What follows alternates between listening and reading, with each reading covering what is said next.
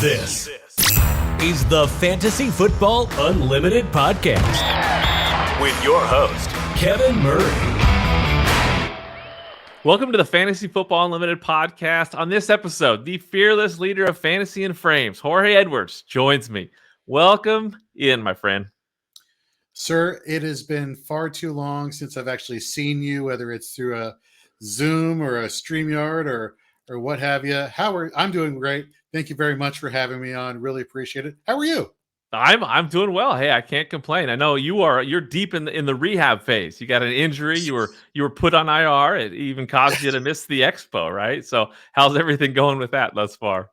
The rehab's going great.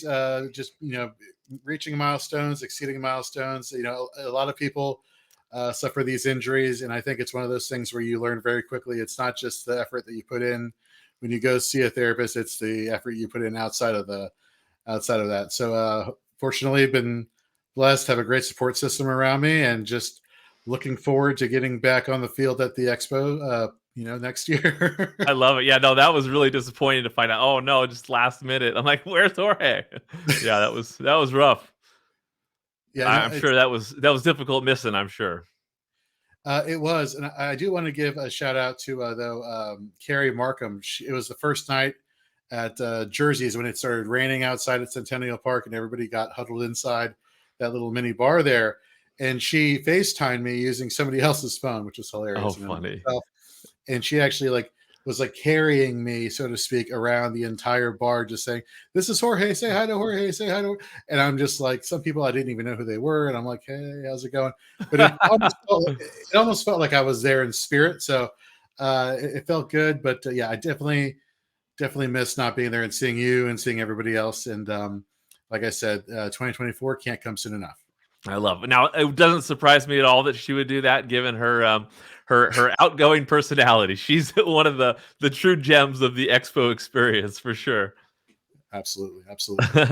Now, I love finding and discovering fantasy football resources and recommending to anyone and everyone who loves fantasy football to go out and discover new resources. And obviously, I just think that diving deeper into the game, diving deeper into fantasy football content just helps you fall deeper in love with the game, which, again, I want more people to experience fantasy and get the most out of fantasy. And obviously, Fantasy and Frames is an outstanding resource that I would highly recommend, a brand that I want to, obviously share with the world. So let's learn a little bit more about you and your content machine, Fantasy in Frames. Sure. So, fantasyandframes.com, head over there, as well as follow us on all the major social media channels and on YouTube. We cover, everything from redraft and dynasty, IDP in both, best ball. It started back in 2017. So it's actually my wife who gave me the idea to start the website. And at first it started off as just a tiny blog where I would just do 3 articles a week, a waiver wire article, and a start and sit and insert random creative piece. And so she gave me the idea for it. She actually came up with a name. So we joke around, the Fantasy and Frames crew, that she's the real CEO here, so I have to run everything by her. But it's we've been going strong. We started with just me, and then over the years, it started to grow slowly. Brought on a couple more people, and then they invited 2 friends, and then they invited 2 friends, and the next thing you knew, up until this year, we had probably on average full-timers who were putting out content it feels like every single day, like 7 or 8 of us.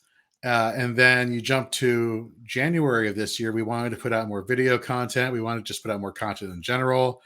And I met with the people who had been with us for the longest amount of time.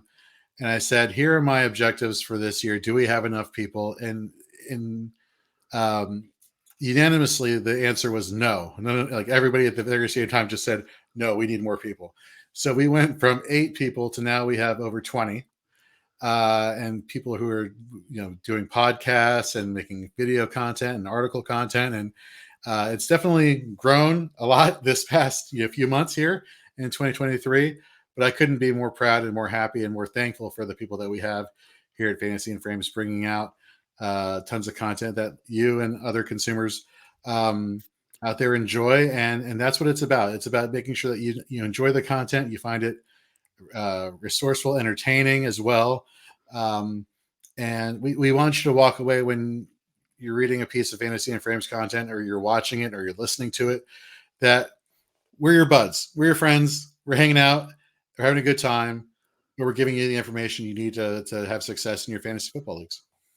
Well, yeah, I mean, the growth was very evident at the expo. You had a huge representation, even though you weren't even there. So definitely could see the growth in fantasy and frames, which is awesome to see. Obviously, where did your passion for sports and football particularly come from?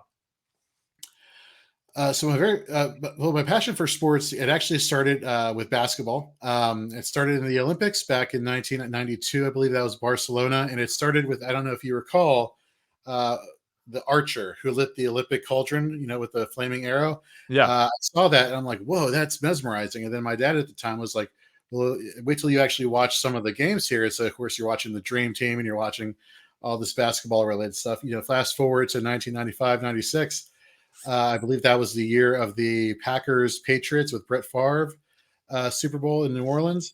And I watched that game, and that was the first actual football game I can remember sitting down and watching from beginning to end as somebody who actually could comprehend what was going on. I remember watching Super Bowls in the late 80s and whatnot, but it didn't really cause me to be a fan. This game yeah, did. The nice. storylines did. And ever since then, it just grew and grew and grew. And I think I've been really fortunate over my tenure of being a NFL fan is the fact that watching so many legendary players in such a specific period of time, I think a lot of us we take for granted just what we have been privileged to witness from the Favre days to the Brady's to the Mannings to now the Mahomes. I don't think this happens often. You know what I Yeah, mean? And so being able to watch all the different highlights and the matchups and the dream matchups, it just, everything started roller coastering for me and snowball effect. And it just made me more and more passionate about football. And eventually, fantasy football, came a knocking one year and somebody said to me, "Hey, I have an opening in my league." I said, "Okay, I'll give this a shot." And ever since then, uh, it's been amazing. It's fantasy that's football awesome. and football has been amazing. Yeah. That's great. Now that Super Bowl wasn't that like Desmond Howard having a good game? Reggie White, Minister of Yeah. Defense, throwing people Oh, around left and right. Oh yeah. I love it. I love it. So when did you first discover fantasy sports? So fantasy sports primarily it has only been fantasy football, and that started I want to say 2008 2009, and like I just said, one of my friends was like, "We have a spot opening up." A commissioner or manager decided they couldn't manage their team anymore, and so I could see why. It was pretty bare bones. And so I asked my other friend, I'm like, "Hey, this is new for me. Could you maybe point me in the right direction?" And he's like, "Sure. Well, let me look on who's on your waiver wire." And my quarterback situation, I couldn't even tell you who my quarterback was. All I know is that I picked up a quarterback off of waivers by the name of Tim Tebow. Nice. Now, Tim Tebow may not have been the greatest NFL quarterback, but with his rushing yards for fantasy, he was a pretty darn good one. And so I went from inheriting a team with nobody to being able to somehow manage to get Demarius Thomas and Tim Tebow on my roster. I ended up making it to the semifinals of the fantasy playoffs, and at that point, I'm like, "Whoa, this is amazing!" Flash forward a couple of years, and it's grown and grown and grown, and I really don't know what my life would be like without fantasy football. To be honest with you. That's awesome. And then so you said it was 2017 when you started creating content? Yeah, so I started in 2017. Again, I was looking for just a blog website. Now, a lot of people nowadays they go write for other websites or they go and build their names, individually, and then they branch off and do their own thing. I decided to go the other way around. I wanted to have kind of like complete autonomy over the content I was producing, and it really actually goes back to 2016. It's a short little detour in the story here.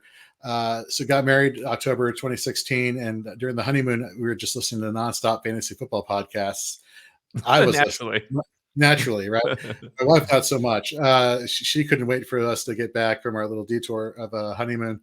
Um, Anywho, so you flash forward that year leading up to July of 2017, and I'm talking about fantasy football left and right. You could just see like the enthusiasm growing, and it got to a point where she was like, "Honey, I really appreciate all these conversations we've been having at nauseum, but maybe you want to like write about it and like maybe start a website and like put out that content out there for other people who may be a little bit more interested than I might be."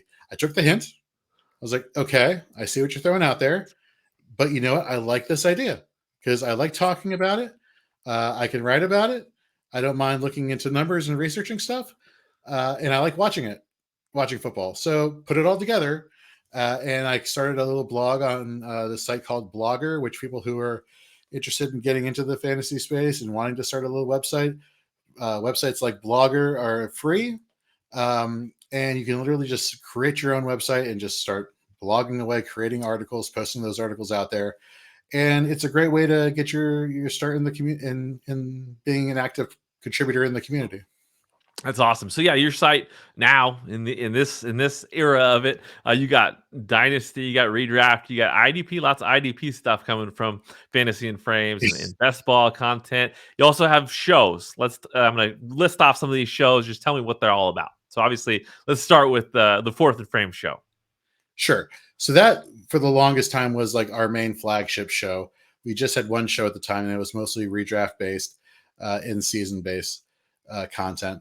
And so the gist of that is during the season, it's about, basically addressing start and sit questions, as well as just giving, analysis of previous week's performances and kind of like helping to guide the audience of where to go. And that's very much stayed the same even now in its current iteration.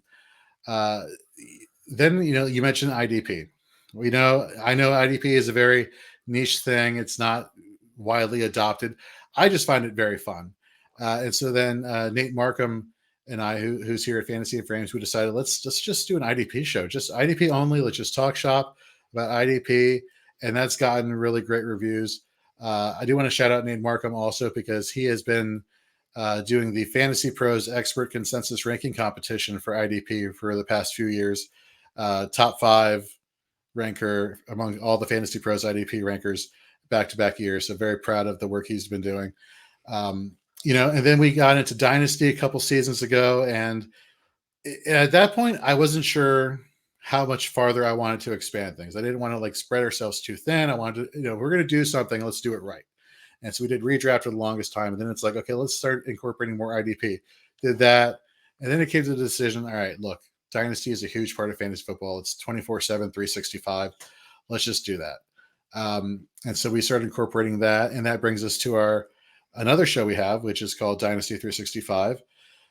And Stacey Perez, I don't know if you had a chance to meet her at the Fantasy Football Expo this past year. Fantastic analyst, fantastic. It's hard to imagine she's only been doing this since January, and she's amazing. It's like she's been doing this for years. It's fantastic. We're lucky to have her. She's the host of that. I mentioned Fourth and Frames, and of course the IDP show is called Shoot the Gap.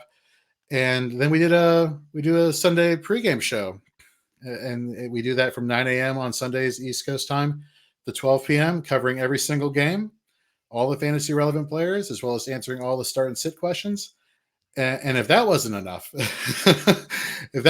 we thought, let's do a waiver wire show on Tuesdays, and let's do a fantasy mailbag show before Thursday Night Football. So we got shows pretty much except Friday and Saturday going left and right here at Fantasy and Frames.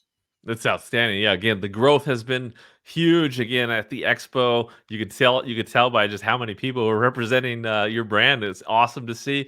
And let's talk a little about the expo. Obviously, you've had a great experience there in the past. What has that event meant to you? I will never forget one day randomly checking my email in 2019, and I get an email from Bob Long. And Bob Long, who created the Fantasy Football Expo, said at the time it was the Midwest Fantasy Football Expo. And he sent me an email. And he's like, "Hey, I've been noticing, a lot of your content. Really appreciate your hard work. Would you mind, or would you like to be a part of the expo?" And I thought to myself, absolutely. And so I thought at the time it was a big step for Fantasy and Frames. It was a great way to get our name out there to the fantasy football fans, as well as, being able to meet some of your peers in the space, which at that time, I didn't really know a lot of people in the fantasy space. I knew, one or two people, literally one or two people, in Bob Lung. But I didn't know like the peers that I know now, obviously. Yeah. And at the time, it was just starting off the expo that was. And so, I get the information. It's in Canton, Ohio. I'm like, isn't that like where the NFL Hall of Fame is? Yes. I'm like, that's awesome. Awesome. And so it was a great experience that first year. I'll always remember that first year. A small turnout, but look what it's turned into. And that it's turning into something great because of the quality.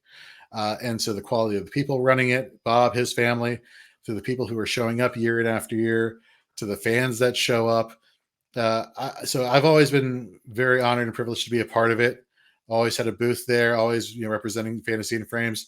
But I'm always, when given an opportunity to speak about the expo, I will always be very thankful for Bob Lung for allowing me having the opportunity to be a part of the expo. Because I think for the fantasy football community, for those who are fantasy football fans, content consumers, or people who are trying to like build up their brands or whatnot, it is all about opportunity, because you never know who you meet.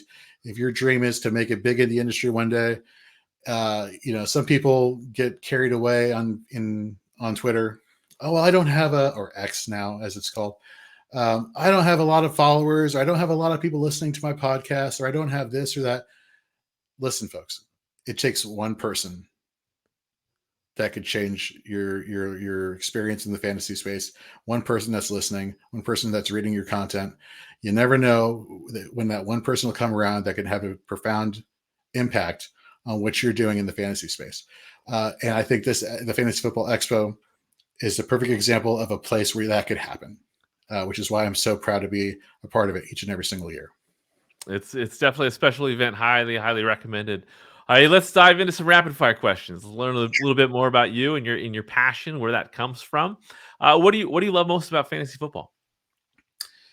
As much as we like to talk about fantasy football leagues and having competitors within the fantasy football league, I look at fantasy football leagues as teams, because at the end of the day, we're all a bunch of people, whether it's a 10, 12, 14 or 14 or larger size league.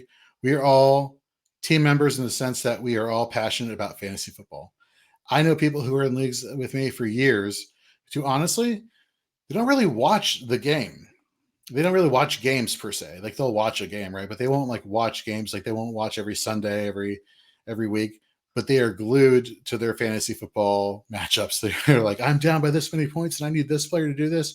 Like, the game itself is kind of like transcended the actual NFL to a certain degree, which I have mixed feelings on. But at the end of the day, it's about bringing together camaraderie, and just fun. It's just fun, man. It's just tons of fun. I love it. What do you love most about creating content? Helping out. So for me, I'm a big believer in giving back. Whether it's 100 people, 1,000 people, or just one person. If I can help one person have success in their fantasy football league and have a fun time playing fantasy football, makes it all worth it for me. I love it. Do you have a primary home league that you? I mean, you talked about the one that you first joined. Is that still going, or is there a primary league that is your baby? So yes, there are three, I guess, home leagues. There is the one that I first joined that I'm still a part of. There is then after that, my first league that incorporated IDP, and even the previous league that I mentioned, and then this league I'm talking about now, they both had IDPs.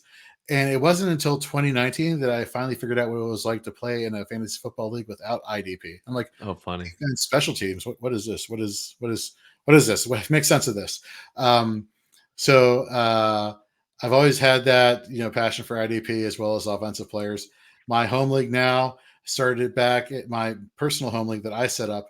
I started back in 2016. Came down to my wife and I in the championship. She won. I will never not hear the most of it. The end of it, rather. Which, hey, if that made her a fan of fantasy football, then I'll gladly take the hit with that one. And it did to this day. Yeah. That's great. Now, do you have a most memorable home fantasy league experience? or is it losing to your wife? Well, that's a good one. That's good. That was a good one. And I remember that vividly because it was the Lions and the Cowboys on Monday Night Football, and I needed like 7 points. And what's his name? Jason Garrett decides in the fourth quarter to sit Ezekiel Elliott after he's already put up like 20 something points and 100 something yards. I'm like, no. You play to the end of the game. He did not do that. Oh, that no. cost, which is ironic because she is a Cowboys fan and her Cowboy player is the one that let me down. So go figure. But here's a throwback for you, actually, and you'll have an appreciation for this. 2017, I was on the verge of losing a fantasy football semifinal, and then Sunday Night Football in Seattle, Seahawks, Carolina Panthers, and I call him the almighty Thomas Rawls. Just went out and balled out for the Seattle Seahawks. So that was probably the most invigorating moment I could imagine because I really wanted to win a title that year, and have Thomas Rawls come to the rescue was big. He was a feisty, like angry runner. So that's good. Yeah. That's fun to have a memory like that. I love it. Absolutely. Everybody called him like mini beast mode or whatever. Everybody comes after Marshawn Lynch is referred to as a mini Marshawn Lynch, but he really was. Yeah, same style for sure. I mean, him and Christine Michael that year were splitting running back duties, and then Christine Michael gets released and he goes to Green Bay, so it's the Thomas Rawls show. And up until that game, he didn't really have a lot of consistency. But man, on Sunday Night Football under the bright lights at Quest Field or Lumen Field as it's called now. I'm right. I am right. It's Lumen Field now, right? Is that correct? Yeah. It's it saved my opportunity to make it to the championship that year. And I needed that so badly. And it was ironically, I was taking on the league winner from the previous season. So I'm like, oh man, I really need to beat him. I've never beat him either in a big stakes game. And for it to happen, I'm surprised I don't have a Thomas Rawls jersey hanging in behind me. I do have a Bobby Wagner right here, which you should. I like that. Yeah, I spotted that instantly. So now, do you I guess in your opinion, what makes a great live draft? Do you do live drafts? What makes a good live draft for you? So before I answer that question, I just want to say I have seen video packages of your live draft. I don't know what it's going to take to ever be in a fantasy football league with you or be in one of your home leagues, but I will gladly fly out across country to take part because you, sir, you are probably the best at putting together a live draft. The stuff you do is amazing. I appreciate that. It is obviously a passion of mine. So, but what makes for a good live draft? Look, it's ultimately you could have all the bells and whistles, or you could just have a draft board taped up to a wall or to a chalkboard. It's all about the enthusiasm everybody brings to the draft, right? If you're excited, if there's some trash talking, if there's there's a trophy to go after, or there's like incentives for everybody each and every season leading up until the draft, you just have a good time. There are rules. Like I personally, there are little like nuances to live drafts that I just like have superstitions about. Like I won't drink during a draft, or I won't eat like messy food during the draft because I don't want my like fingers to get all smudgy with the stickers. I'm putting them on the draft board. Like little things like that. Like I take live drafts actually very seriously. And even during 2020, when the pandemic hit full blast, we did our first virtual draft in my home league, and that really bummed me out. But to this day, regardless if people can meet up in person or not, I order a draft kit, I put it on my wall in my basement, and I put the stickers on for everybody. So like I have little like fantasy football draft board murals in my closet that sometimes I'll just like roll up when it's time to have fantasy draft season as like a reminder of like the good times, the memories. But it's the enthusiasm really, Kevin, that you bring, and not to mention some of these people you don't see or talk to for a good chunk of the year, depending on the makeup of your league. But come every August, they're ready to get into it. They're ready to have some fun, and it's just like catching up with old friends after a long period of time. There's just no greater feeling. There's just no greater feeling than a draft. Beautiful answer for sure. What do you have a favorite last place punishment? Not something that you've done maybe, but something that you've seen that makes you laugh. Well, I'm a huge fan of what I see with people having to like sit in Waffle Houses. I don't know if you're familiar with this, where Oh yeah, you have to sit in a Waffle House for 24 hours and you get out, you reduce the number of hours you spend in the Waffle House by eating a whole waffle. So if you're able to like put away quite a few waffles, you can trim some time off that. As far as a league punishment, I have tried really hard to implement that. Um, and nobody really wants to go the extra mile with that. We do have, though, incentives for people each and every year. So, there's this debate, after the playoffs start. Well, if you didn't make the playoffs, do you participate in the waiver wire? Do you still have priority in the waiver wire? And yes, everybody's going to have a different take. For my league, I encourage people to still be active on the waiver wire because we have the constellation rounds. And so one of the things we do each and every year when we're selecting our draft spot is, depending on where you finished the previous season, you get to choose which spot in the draft you want to pick from. So if you finish nice. last, you're stuck with whichever spot has not been chosen at that time. So it kind of gives people an incentive to keep playing, keep the league active during the fantasy football season. But no crazy punishments, although there are just so many funny ones out there. And if like you literally go on YouTube and you're like fantasy football punishment, hilarious, like taking like a blow up doll to dinner at a fancy restaurant, or wearing a sign that says I suck at fantasy football, or just stupid stupid things like that. That would be a lot of fun, but I have yet to successfully incorporate that into my leagues. Totally makes sense. I mean, I think people often will have a strong opinion to go against those extreme ones, but I think it's just going to get more and more. Each year, more and more of these extreme punishments, which are fun to see, but not necessarily fun to do. Obviously. Now, do you have a favorite setting format? I mean, obviously, again, you always play with IDP. That's awesome. But are there certain formats that you love or settings that you really love in fantasy? So contrary to like major popular opinion, I'm not the biggest PPR person. I'm more ironically, I'm more old school and I like standard or non PPR. So therefore, I kind of have met people halfway and gone the half PPR route. And the reason being is I like the fact that players can get rewarded for what they do on the field that leads to like something meaningful happening. Yes. Catching a pass for a full point and putting up like 10 yards, but having 10 receptions for rushing for 10 yards, getting barely over 10, but like that doesn't make sense to me. You know what I mean? Yeah. So that's just my personal take there. So, but half PPR would be it. As you mentioned, IDP. I do like the idea, and it's becoming more and more popular, of people having points for first downs or, just certain things like that. That's probably something that I'll probably look into going forward. I know Superflex is a big up and coming format. I still lean towards more one QB. But again, I definitely can understand the allure of having super flexes makes fantasy football quarterbacks rather more relevant in fantasy football. But no, it'd be happy PR one QB leagues for me with IDP. Nice. Yeah, I know. We're on the same page when it comes to the whole standard PPR thing. I was, always strong against PPR back in the days when it wasn't as popular, just because I thought, I want to reward success. A touch, or, a catch behind the line of scrimmage should not be worth anything. Like the yards or the production is actually what is meaningful. So totally on the same page with you on that. I've reluctantly, obviously, just allowed half PPR to come into the world in my world, just because again, there's no fighting it. Obviously, everyone seems to love it because they just like points. People like points, but to me, I always had that problem with like let's reward production. We're rewarding the production of the yards. I like the first down thing. I think that's always been something that I've wanted to consider, but we're on the same page on that front. Nice.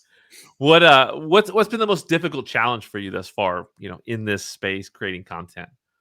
The most difficult thing has been consistency. You have to be consistent. When I first started Fantasy and Frames, I was a huge watcher of NFL fantasy, listening to their podcasts, whether it was Adam Rank, James Coe, Matt Franciscovich, Marcus Grant, uh, insert everybody else who was on that show. Michael Fabiano at one point was on that show. And when I started the blog, I reached out to them like on Facebook, actually on their their public pages. And I said, hey, I just started this blog. I'm interested in doing this, and that in terms of breaking into the industry. Would you mind taking a look? And everybody did. And they sent me back feedback about everything. I'm like, wow, you actually really did this. And it was Adam Rank who got back to me, and he said the most important thing you can do, and it's whether you put out 100 things a week or just one, make sure you do it consistently every single week, so that way your readers, your viewers, your listeners, what have you, will always know when and where to find your information from week to week. And so, yes, for me, fantasy football is not my full-time gig. So you run into what we call life, right? Life sometimes finds a way of getting in the way. And sometimes you just can't avoid, being delayed and putting out content when you put it out. But the goal is to always strive for consistency so people can find your information. And so if you can hammer that home more often than not, I think you're in a good spot. That's great advice. That's great advice. Can you name a person in the industry that you would love to watch a game with, just to get their insight and perspective on the game of football? Oh my God, who am I going to aggravate by not listing here? No, there's so many people. I honestly, who I would love to sit down, have a drink with, and watch football nonstop. It'd be Michelle Madjuk from Ball Blast. She is so analytical, so passionate, and she's not afraid to talk trash. You know what I mean? And let you have it if she doesn't agree. I appreciate that boldness. I appreciate being able to go toe to toe and test wits and have fun, just chopping it up with somebody. I think I would enjoy watching some fantasy football, watching some games with her. Yep. I love it. Now she is hilarious and very passionate. The last time I saw her was at an FSGA conference, and her passion for coffee was just off the charts. And so, just every conversation with her is great. So I love that. I love that answer. Now, can you name a few people that I mean, you've named a lot of people, but name a few more people that have just had a huge impact on you in your growth within this industry? Yeah. So, giving a shout out to Gary Davenport, who we kind of call him the godfather of IDP. You can find his content basically everywhere: NBC, Bleacher Report, Football Guys, you name it. Being somebody who has loved IDP for as long as I have, to be able to, talk shop with him, being able to, now being able to shoot him a text message or a DM and just have back and forth conversations about IDP and where we see the niche going and how we can make the content more consumable for people, that they're not so put off by it because it's so different. He's definitely been somebody that I'm pretty glad to have met and become friends with. Bob Harris is another one. He's been bringing on people from Fantasy and Frames onto his shows on Thursdays and as well as other days during the week on Sirius XM. He's really been helping to promote what we do here, and I couldn't be more grateful for him. But I will say the person who has really impacted me as not only a fan, but as well as an analyst, has been Dave Richard from CBS. It was the very first weekend of the Fantasy Football Expo back in 2019. And I was doing my NFL Hall of Fame tour, and it was the same day as the Kings Classic. And so I get up to the room where like all the bigwigs are doing their draft, and then they have like a bathroom break. And so they're all migrating to the bathroom. And I'm having like this inner monologue conversation with myself where I'm like, this is not the right time to ask them, Jorge, or talk to them. Going to the bathroom.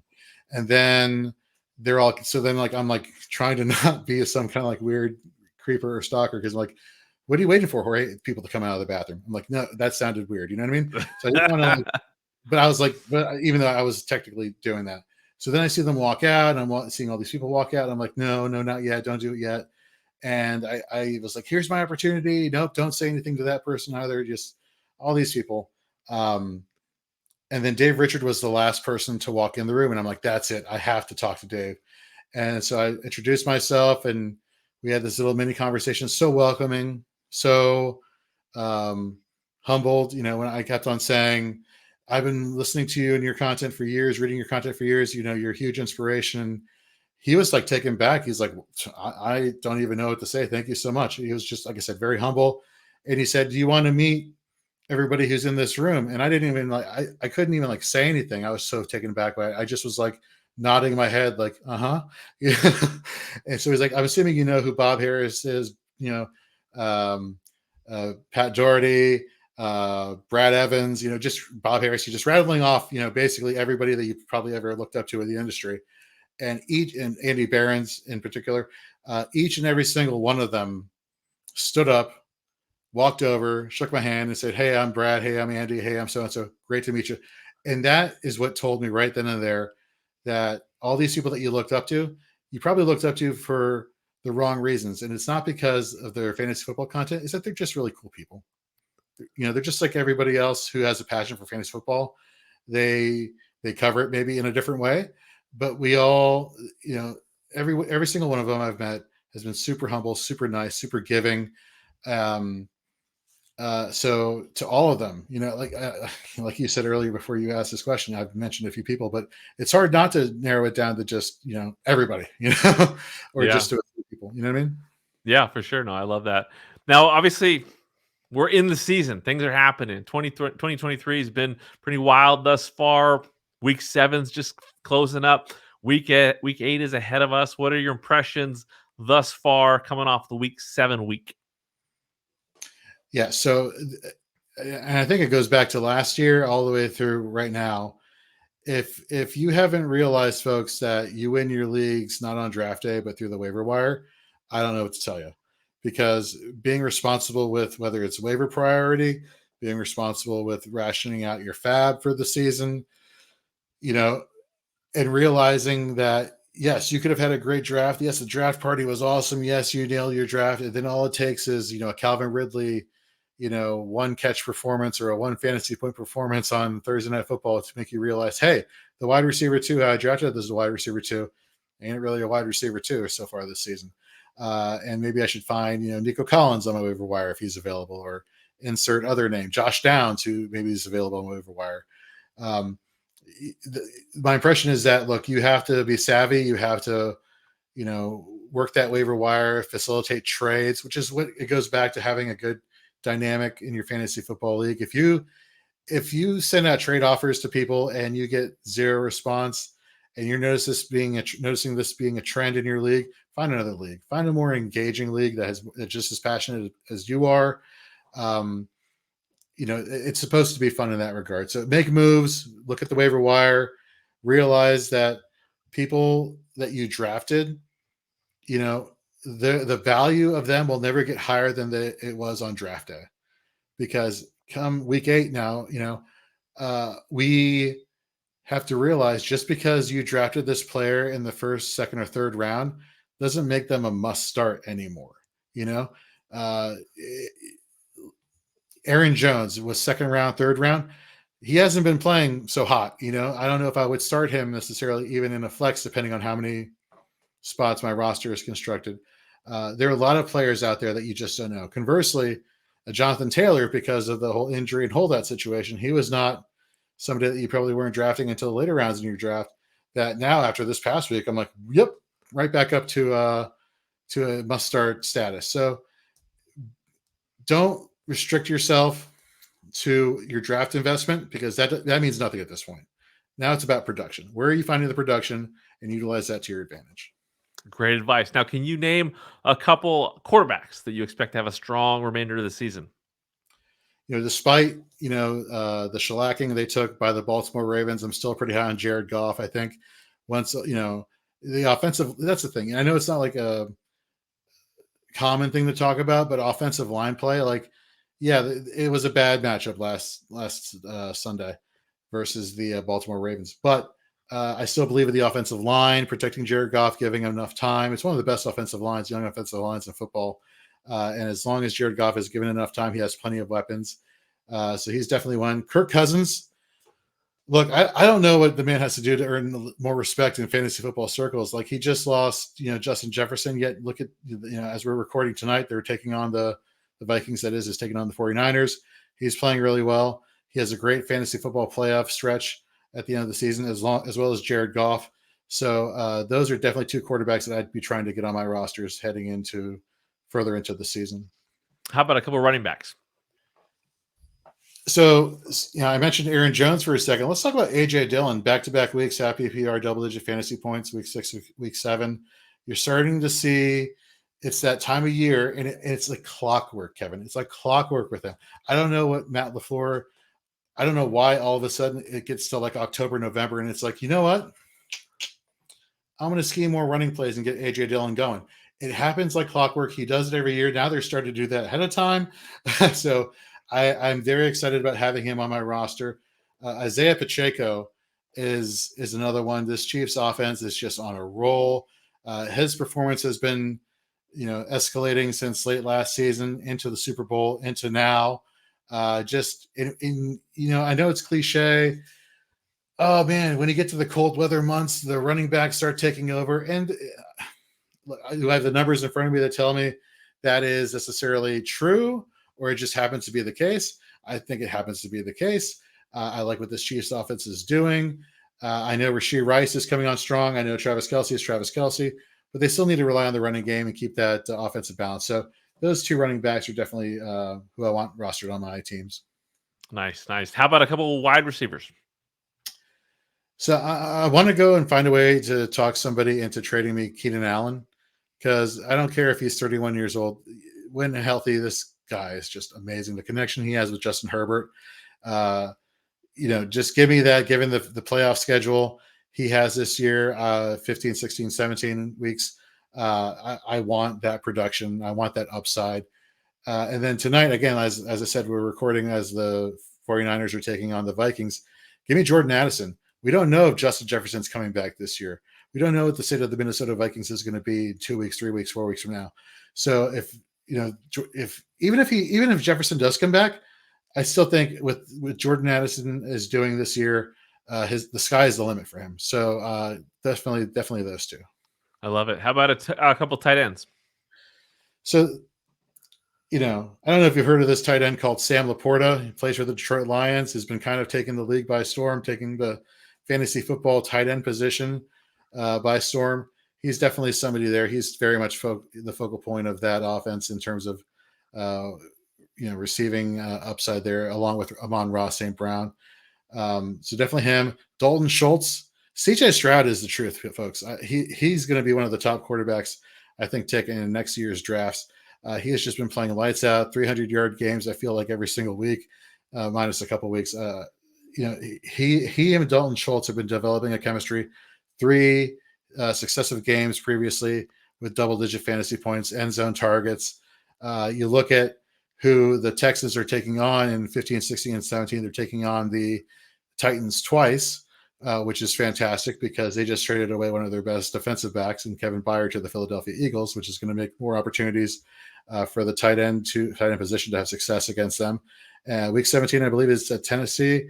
So yeah, that's solid matchup right there. And it's so crazy. Like we've talked about for years, the tight end position being a wasteland of fantasy football. It's still sure, but there's hope there. Yeah. No, wasn't it tight end day yesterday or National Tight End Day? It was, yes. There is hope. There's definitely some players that can take your team to the next level for sure. Now with the Rams running back situation, did that surprise you this weekend? Darrell Henderson getting back into the mix? Did it surprise me? I guess the part that surprised me was that he got the bulk of the touches this week and was able to be productive with them. For somebody who hadn't played since last year, what was he? He played for the Jaguars, if I remember serves me correctly, and he got cut by the Jaguars. And for him to walk back into Los Angeles, granted, he'd been here for years like I'm in Los Angeles. He had played for the Rams for years, got released last year. He in ESPN leagues is only rostered in 6% of the leagues right now. I imagine come Wednesday of this week, that's going to jump up considerably. So it was great to see him do that. but definitely a surprise, especially against Pittsburgh. Although Pittsburgh is a kind of a sieve when it comes to the running game. It's going to be curious to see what happens when Kyron Williams comes back. But for the next few weeks, Darrell Henderson should be a very good start for you. I love it. How about, are there any waiver wire targets you have this week heading into week 8? Right. So if he's available, Rashee Rice for the Kansas City Chiefs is definitely somebody you want to be rostering. The connection between him and Patrick Mahomes is becoming quite evident. Travis Kelce, he's Travis Kelce. He will always be Patrick Mahomes' first go-to. But we're starting to see number 2 establish himself pretty well, and that is Rashee Rice. And especially in ESPN leagues, his rostership percentage is below, I want to say 40%, which again, that should not be the case come this Wednesday. And then Josh Downs, wide receiver for the Indianapolis Colts. No more Anthony Richardson this year. It's all Gardner Minshew, slot wide receiver. Just a fantastic route runner. Gets separation, which is the most important part, which is going to make a quarterback want to actually throw to you when you don't have a cornerback draped all over you. I hear that's a good thing. So those would be my 2 focal point players right there. Kareem Hunt, if he is available. Those would be the top ones for me. And then Darrell Henderson, like I said, 6% rostered in ESPN Fantasy. So definitely go out there and get him as well. Well, all these players that you mentioned, from the quarterbacks through the tight ends, and obviously these waiver wire ads, are all players that you can go get if you want to get them. So I think that some great players mentioned here. This is the time of year to really hone in on setting your lineup for the remainder of the year and getting ready for those playoffs, because they will be here before we know it. Yeah, and that's really where the thrill comes into it, And one of the things I do want to touch on, and it goes back to fantasy league engagement, is that make your league worthwhile year round for the full season if you can, folks. I know, again, the debate of like, what do you do during the playoffs? Do you just stop playing? Do you not even pay attention to your roster? Set your rosters. And more importantly, if you're the league commissioner, make incentives for people to want to keep playing. Because you know what? At the end of the day, you may not be in contention for a trophy or a monetary prize or what have you. But you know what? There should be something to reward. Hey, you are a part of a great fantasy football league as commissioner. Let me show you why. Let me show you why everybody can still have fun all season long. And like you said, the fantasy playoffs are coming around. It's really going to be a battle of attrition, folks, this year. And if you're lucky to win a fantasy football championship, trust me, you earned it. You earned it. It's for sure. I mean, obviously, 90+% of people that play in your fantasy football league are going to lose. So to me, it's always been about that experience. I love winning. Don't get me wrong. I'm always going to want to win the fantasy football championship. But greater than that, it's that experience, those bonds you have with your league mates. And like you said, fantasy league engagement is huge, especially right now. This is the time of year where people might be kind of falling back, losing a little bit of interest. So anything you can do in your league to spark some engagement makes a big difference when it comes to, not just this year, but then future years ahead. You want to create a league that is special, that is unique, that brings everybody back ready to go every August, or obviously if you're doing dynasty, year round long. So, well, Jorge, is there anything that we haven't covered that you'd like to share before we close things out here tonight? Folks, if you have the opportunity to attend the Fantasy Football Expo, and I'll plug this event, do so. I will say, if you have a favorite podcast group of people that go on tours for shows, go check them out.